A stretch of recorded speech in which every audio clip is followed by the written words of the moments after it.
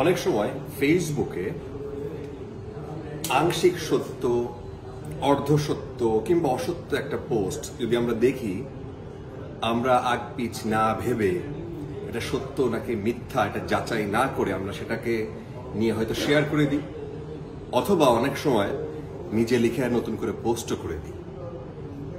অথচ আপনি কি জানেন যে এটাকে বলে এক ধরনের সম্মতি উৎপাদন, এবং এই সম্মতি উৎপাদনের জন্য কারো হয়তো ইনভেস্টমেন্ট থাকে, কারো হয়তো অনেক এফোর্ট থাকে, এবং সেটাকে আমরা বলি উদ্দেশ্য প্রণোদিত বাংলা ভাষায়।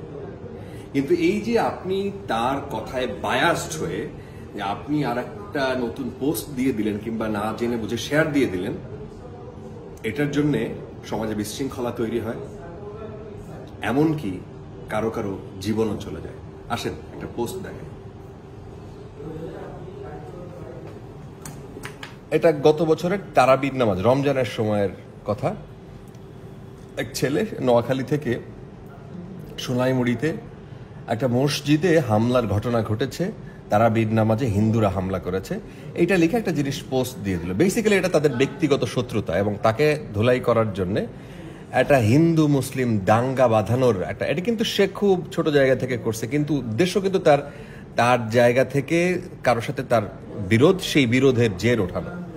একটা পর্যায়ে সেটা এমনভাবে ছড়াই গেল যে স্থানীয়ভাবে সেটা একটা ব্যাপক রকমের সাংঘাতিক দিকে চলে গেল, এবং হিন্দু মুসলিম এক ধরনের দাঙ্গা অবস্থা তৈরি হলো।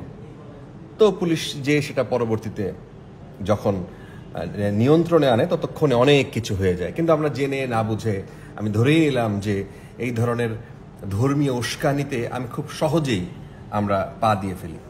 এইবার আর একটা পোস্ট দেখাই আপনাদেরকে, দেখেন।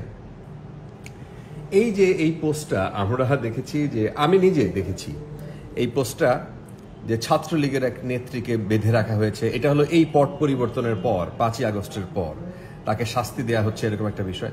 আবার আমি এইটাও দেখেছি যে হিন্দুদেরকে এইভাবে ধরে নির্যাতন করা হচ্ছে, হিন্দু মেয়েদেরকে। এই ধরনের ঘটনাও একজন লিখে দিল, এবং তার পরে অনেক মানুষ তার ওইখানে রিয়াকশন দেখাচ্ছে যে আপনার এইরকম ঘটনা বাংলাদেশে ঘটছে। আসলে কি তাই?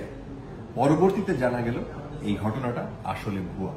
এই ধরনের সামাজিক, রাজনৈতিক, ধর্মীয় বিষয় যদি সামনে আসে, ফেসবুকে দেখা যায়, আপনি যাচাই বাছাই করেন এবং দেখে শুনে বুঝে শেয়ার দেন, অথবা তা নিয়ে লেখেন। এখন এই ধরনের নিশ্চয়ই আপনারও এরকম অনেক কিছু চাওয়ার থাকতে পারে, আপনার বলার থাকতে পারে, সরকারের কাছে প্রত্যাশা থাকতে পারে। কি করণীয়? প্রশ্নটা হচ্ছে, বলবেন কোথায়? বলবেন আমিও জিততে চাই এই প্ল্যাটফর্মে। আপনি চলে যাবেন আমিও জিততে চাই এই ওয়েবসাইটে গিয়ে আপনার প্রত্যাশা এবং দাবি দাওয়াগুলো জানান। আমিও জিততে চাই এই প্ল্যাটফর্মে আপনার সমস্ত দাবি দাওয়া নিয়ে যাবে নীতি নির্ধারক ও রাজনৈতিক দলগুলোর কাছে।